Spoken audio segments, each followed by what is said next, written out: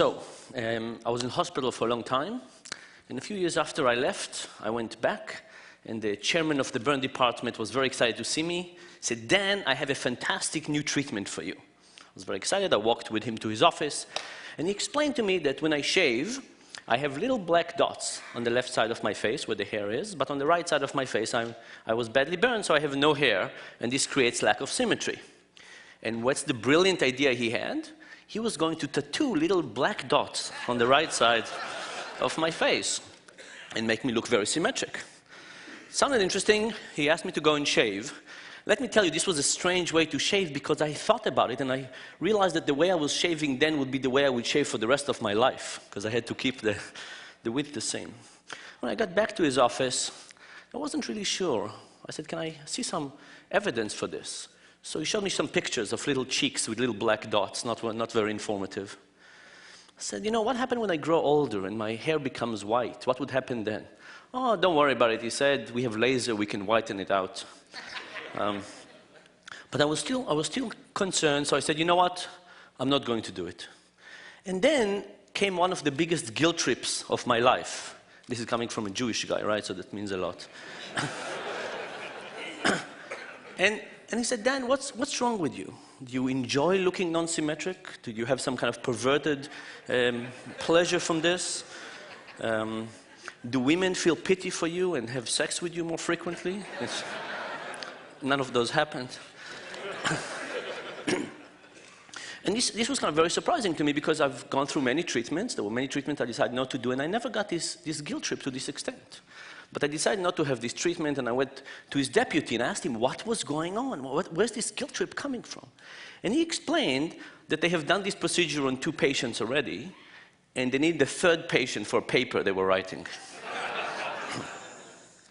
Now, you'd probably think that this guy is a schmuck, right? That's what it seems like. But let me give you a different perspective on the same story. A few years ago, I was running some of my own experiments in a lab. And when we run experiments, we usually hope that one group will behave differently than another. So we had one group that I hoped their performance would be very high, another group that I thought the performance would be very low. And when I got the results, that's what we got. I was very happy. Aside from one person, there was one person in the group that was supposed to have very high performance that was actually performing terribly. And he pulled the whole mean down, destroying my statistical significance of the test. So I looked carefully at this guy. He was 20-some years older than anybody else in the sample. And I remembered that the drunken guy, older drunken guy, came one day to the lab wanting to make some easy cash. And this was the guy. Fantastic, I thought. Let's throw him out. Who would ever include a drunken guy in the sample? But a couple of days later, we thought about it with my students, and we said, what would have happened if this drunken guy was not in that condition? What would have happened if he was in the other group? Would we have thrown him out then?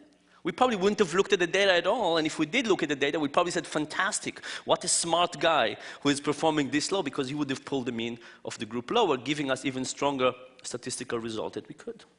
So we decided not to throw the guy out and to rerun the experiment. But you know, these stories and lots of other experiments that we've done on conflicts of interest basically kind of bring 2 points to the foreground for me. The first one is that in life we encounter many people who, you know, in some way or another try to tattoo our faces, right? They just have the incentives that get them to be blinded to reality and give us advice that is inherently biased. And I'm sure it's something that we all recognize and we see that it happens. Maybe not, we don't recognize it every time, but we understand that it happens. The most difficult thing, of course, is to recognize that sometimes we too are blinded by our own incentives. And that's a much, much more difficult lesson to take into account because we don't see how conflicts of interest work on us. When I was doing these experiments, in my mind, I was helping science, right? I was eliminating the data to get the true pattern of the data to shine through. I wasn't doing something bad. In my mind, I was actually, you know, a knight trying to help science move along. But this was not the case. I was actually interfering with the process with lots of good intentions.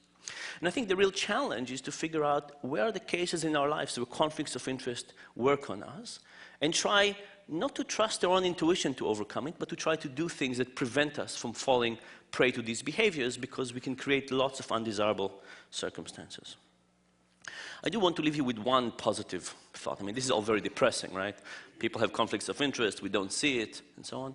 The positive perspective, I think, of all of this is that if we do understand when we go wrong, if we understand the deep mechanisms of why we fail and where we fail, we can actually hope to fix things. And that, I think, is the hope. Thank you very much.